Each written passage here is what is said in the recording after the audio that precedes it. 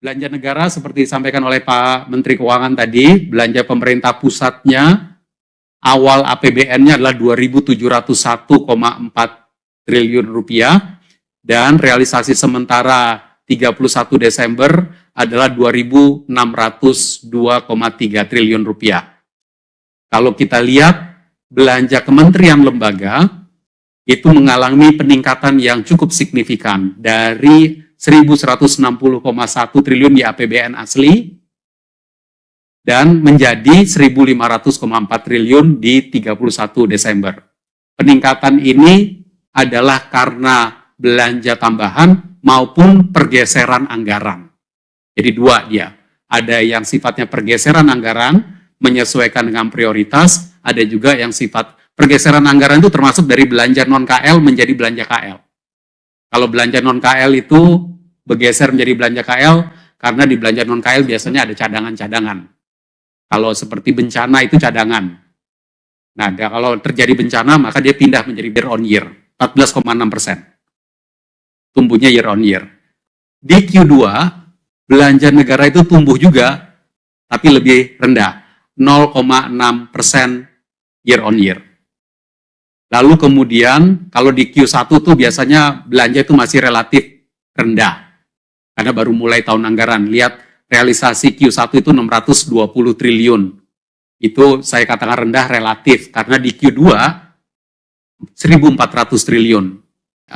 Ini pun agak sedikit terhambat karena proses dari efisiensi anggaran saat itu.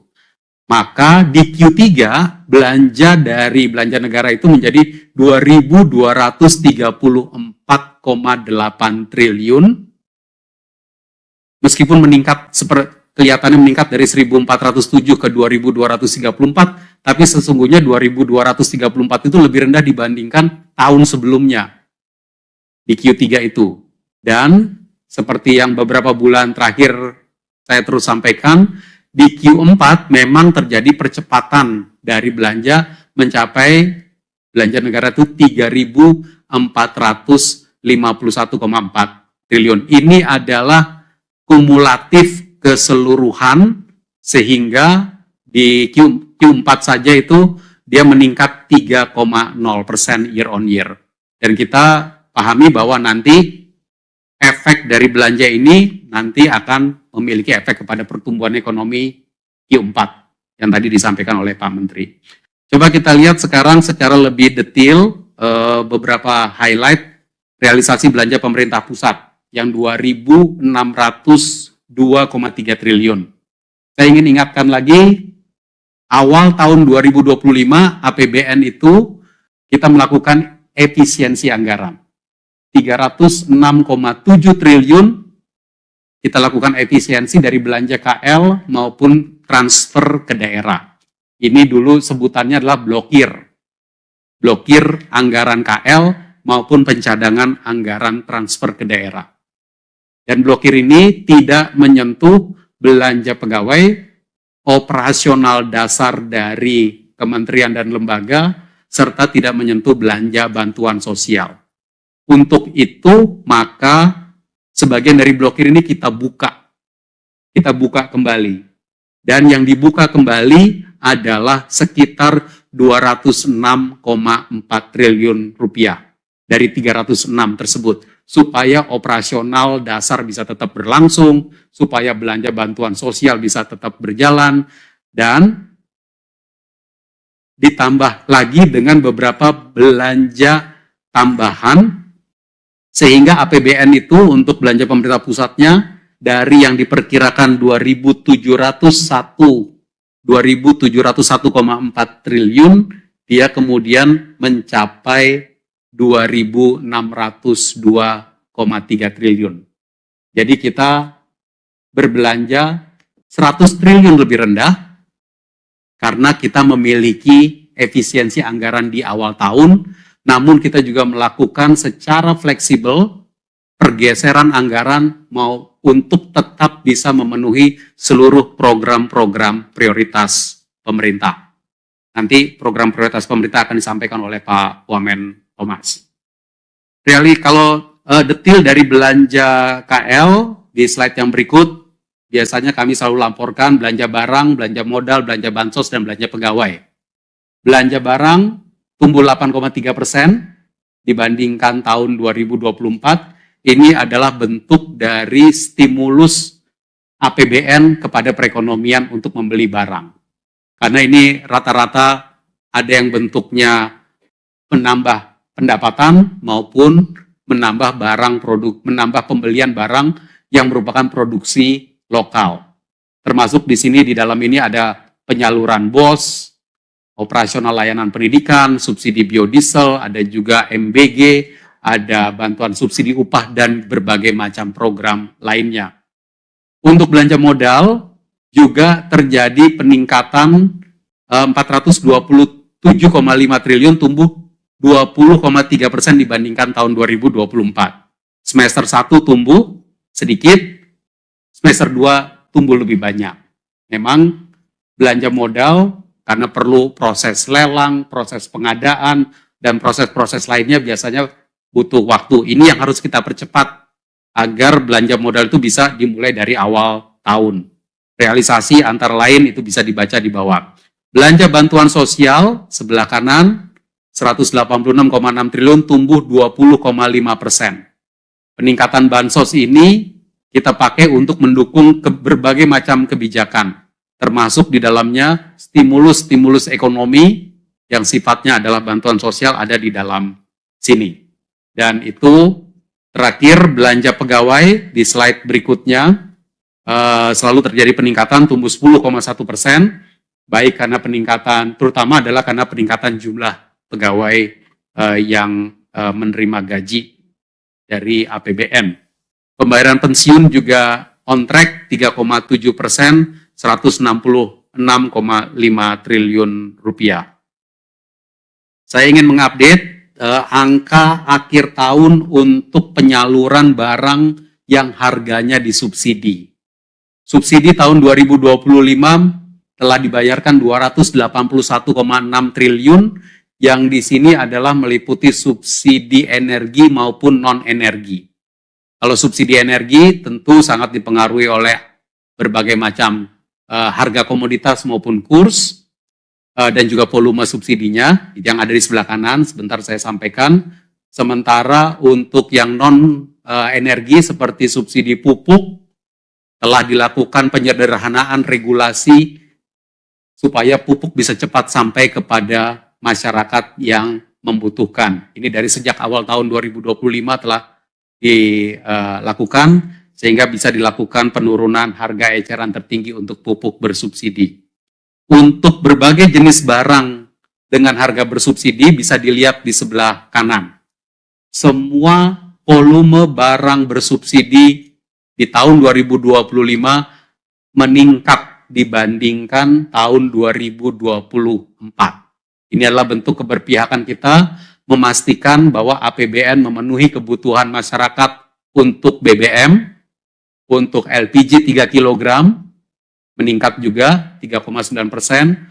Jumlah pelanggan listrik bersubsidi juga meningkat. Jumlah pupuk yang disalurkan juga meningkat menjadi 8,1 juta ton. Ini meningkat 12% dibandingkan 2024. Dan rumah dengan harga bersubsidi untuk masyarakat berpenghasilan rendah, realisasi 2025 adalah 278, hampir 279 ribu rumah harga bersubsidi. Ini meningkatnya cukup tinggi, yaitu 39,5%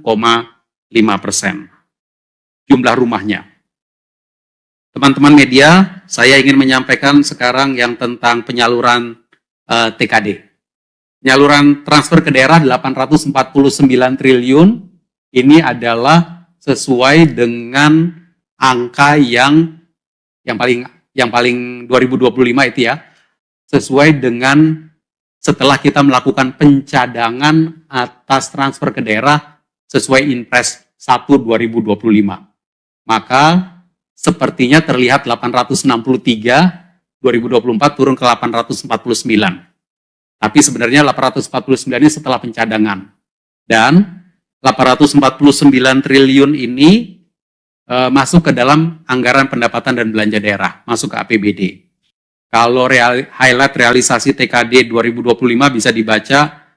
Mungkin kalau teman-teman yang mengikuti APBN kita dari awal, mengikuti bahwa kita dulu menyampaikan tentang tunjangan profesi guru yang disalurkan langsung ke rekening guru, itu sudah dilakukan. Komplitnya adalah 67,3 triliun. Dana desa untuk mendukung pembentukan Badan Hukum Koperasi Desa Koperasi Kelurahan Merah Putih telah dibentuk 83.000 lebih. Lalu kemudian juga tambahan DAU, dana alokasi umum untuk THR dan gaji ke-13 ASN daerah, tambahannya adalah 7,6 triliun, dan juga termasuk transfer ke daerah untuk daerah terdampak bencana kemarin di bulan Desember, disalurkan 2,25 triliun, serta penyaluran sebagian kurang bayar DBH 18,5 triliun. Teman-teman media semua, di slide yang berikutnya mungkin ini angkanya agak terlalu kecil-kecil, tapi ceritanya kira-kira begini. Kalau kita lihat 849 triliun transfer tadi, harusnya kan masuk ke APBD. Masuk ke APBD sebagai pendapatan di APBD. Nah, pendapatan daerah itu kalau kita total menjadi 1.288. Angka 849-nya itu ada di TKD yang bawah. 849. Itu yang ditransfer dari pemerintah pusat.